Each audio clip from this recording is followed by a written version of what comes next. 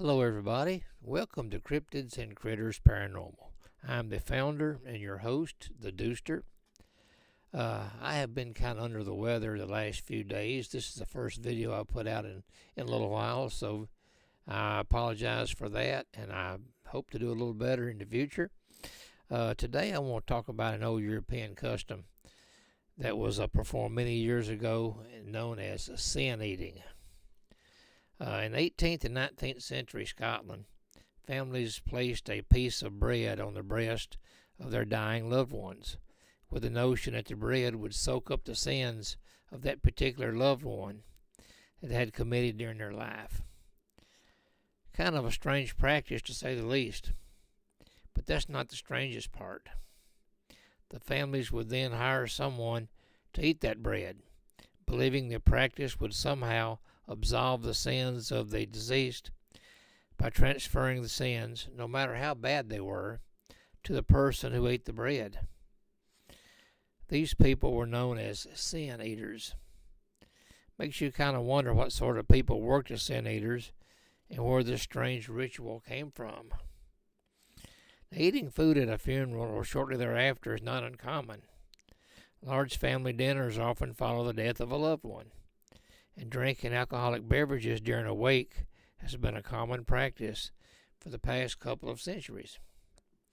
But sin eaters were different, because they had a very singular role within some segments of Christianity.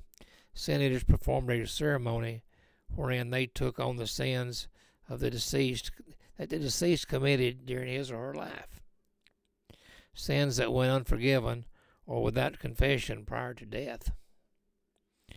People typically hired a sin eater in situations where the deceased died unexpectedly before they got a chance to repent.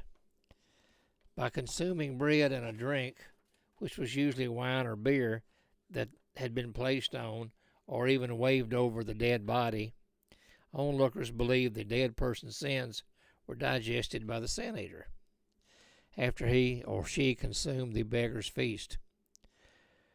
The act appears to be confined to the 18th and 19th century Europe.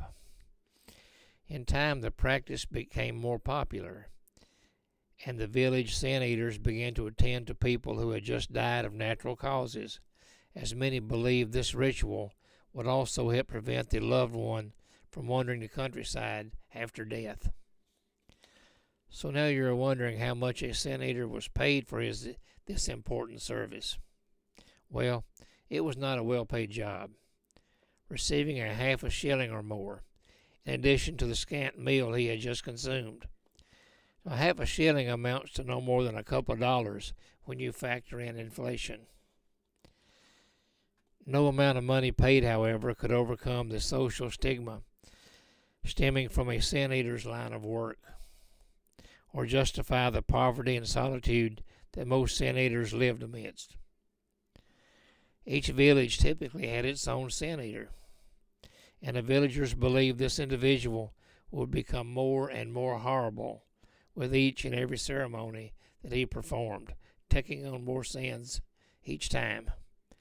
Sin eaters often came under church scrutiny, while the sin eater did not have an affiliation with a local church.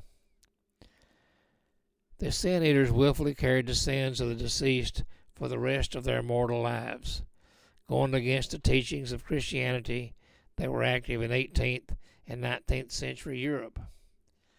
The practice of sin eating could be seen as a very macabre and misguided take on an old Jewish tradition.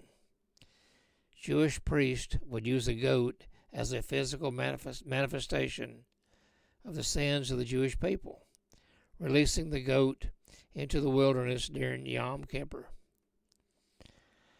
The use of sin eaters appears to have ceased in Europe in the early 20th century, but it is still believed the Scottish immigrants possibly carried out the tradition in the Appalachian areas of the United States.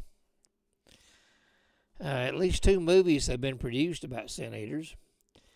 Heath Ledger battled a modern sin eater in a 2003 film called The Order, and a 1972 episode of Rod Serling's Night Gallery, The Sins of the Father, starring Richard Thomas, who many remember as John Boy Walton, where he was forced to eat the sins of his dying father, who ironically had served as the village sin eater for several years.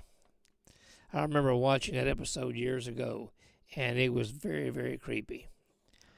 Thank you for watching. Hope you enjoyed this little talk about the sin eaters. Please subscribe to my channel, like and share it with your friends and family. And once again, this is the Dooster, and I hope you have a great day. Thanks for watching.